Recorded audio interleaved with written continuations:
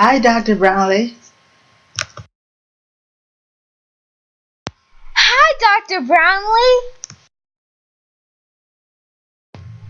Hello, young ladies. Where are you heading? Since we're on spring break, we're heading to Cancun. So, Dr. Brownlee, what's the big idea?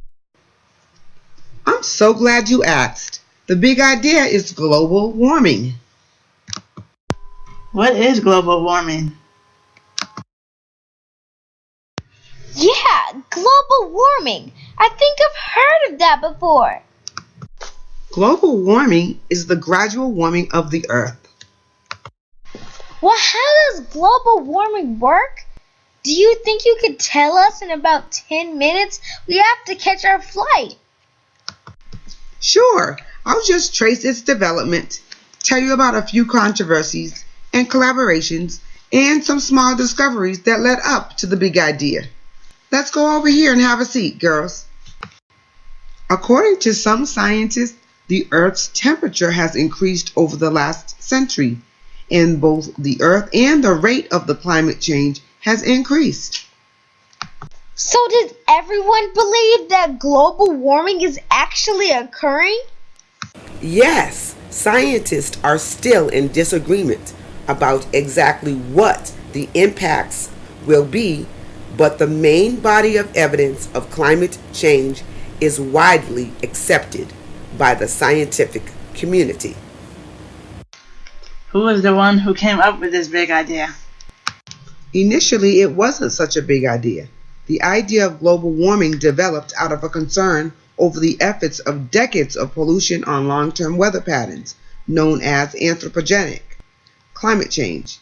People have speculated that human activity could change local climate. In 1896, the Swedish scientist Svante Arrhenius published the idea of the greenhouse effect. His idea was simple. The burning of fossil fuel adds carbon dioxide gas to the Earth's atmosphere, which raises the planet's average temperature. What causes global warming? Why doesn't everyone agree? Well, everyone does not agree on the actual causes of global warming. In fact, some scientists deny the greenhouse effect. This group is referred to as the denialists. Some scientists believe that nature is on a natural course, and others believe that human activity is accelerating the warming process.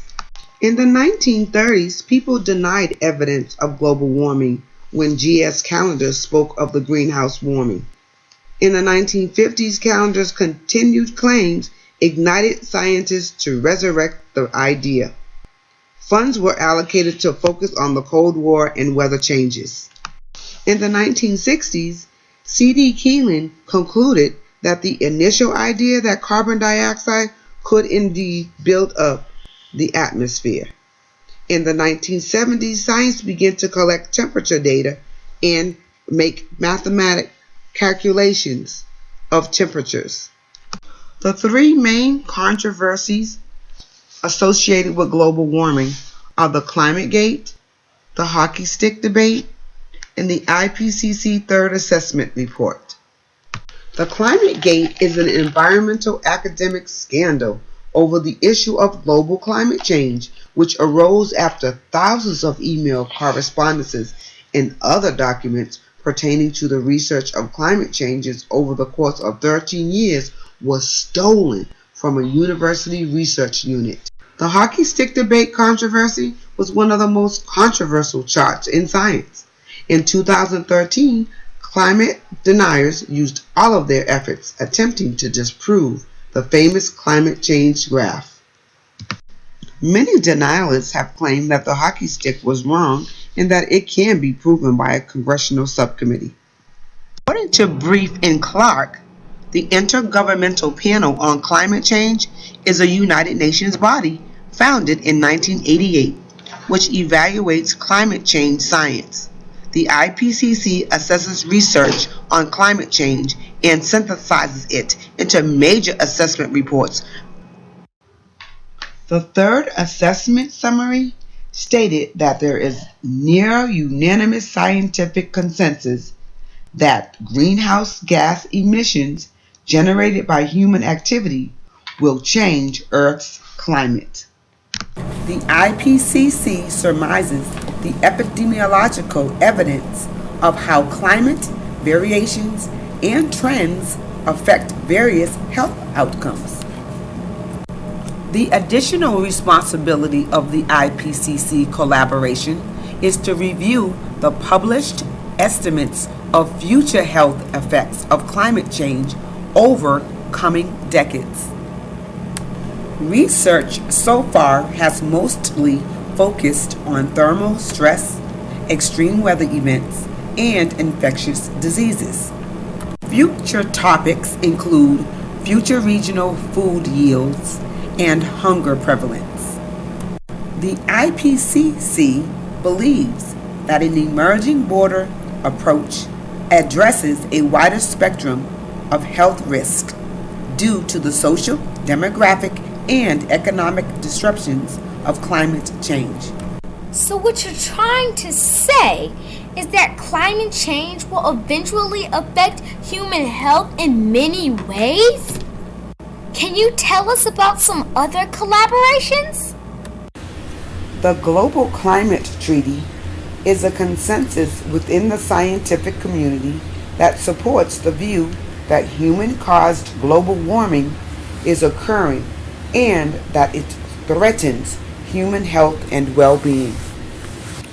According to Catherine Bagley, the results from a recent study by researchers collaborating at the National Oceanic and Atmospheric Administration concluded that between the years of 1989 and 2014, during the time when scientists questioned the data reflecting a slowdown and showed an absence of increase in Earth's temperature and the rate of climate change. Do you mean that global warming took a 15-year hiatus? Yes, that is the hiatus debate. Actually, Tom Carl, director and leader of the study, concluded that the hiatus never really happened and that poor data collection and methods and scarce weather reporting actually contributed to the masking. Air pollution caused by burning fossil fuels includes increased levels of carbon monoxide, nitrogen oxides, sulfur oxides, hydrocarbons, and suspended particles. Nitrogen oxides can combine to form the brown haze you can see over some cities, which can irritate the lungs, causing bronchitis and other problems. Wow, I never knew that burning fossil fuels was so serious. Yes, other collaborations such as Nova Online reported that the greenhouse effect is when the Earth absorbs the sun's heat and radiates it back towards space. But greenhouse gases counteract that heat loss, trapping heat and reflecting it back toward the Earth. The more greenhouse gases in the atmosphere, the more heat that is trapped. The less the amount of greenhouse gases, the less heat that is trapped. Earth has just the right amount to help life flourish. So it seems like too many of these gases will create a runaway greenhouse and a sizzling hot surface. Yes, and Nova Online concludes that on the other hand, without any greenhouse gases, much of the sun's heat would be lost and the Earth would become a frozen wasteland. Wow, I never knew an increase in the concentration of atmospheric carbon dioxide from burning fossil fuels is a primary factor contributing to global warming. In 6th grade, we learned that burning fossil fuels can release chemicals into the air that drop to earth in the form of rain into the waters of lakes, rivers, and oceans, and into the soil. Wow, Dr. Brownlee, who knew we could learn so much information in just 10 minutes? Well, we've got to run. I can't wait to see what your next big idea is gonna be. Bye, Dr. Brownlee. Bye, girls. Have a safe trip. And don't forget to check out my 2-day lesson plan on my website. See you soon. Here are a few Nature of Science questions for our 5-minute question and answer segment.